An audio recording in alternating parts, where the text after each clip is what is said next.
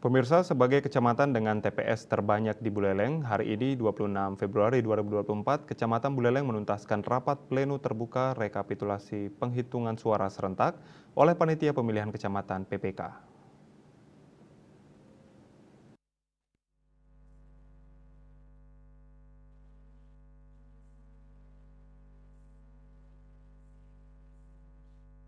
Setelah seminggu melaksanakan rapat pleno terbuka rekapitulasi suara masing-masing TPS di Kecamatan Buleleng, yakni sebanyak 426 TPS dari 29 desa kelurahan di Kecamatan Buleleng. Akhirnya hari ini dituntaskan dengan desa kelurahan terakhir, yakni Kampung Kajanan, Kalibukbuk, dan Pemaron.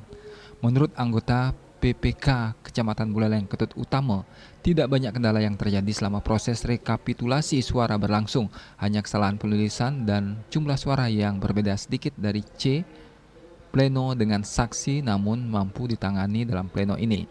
Perbedaan penghitungan suara real dan sirekap harus disinkronkan agar bisa tuntas pada saat pleno ini. Setelah pleno rekapitulasi suara ini selesai, esok akan dilaksanakan pleno kecamatan serta pengembalian logistik ke gudang KPU. Yasri Yuli, Bali TV.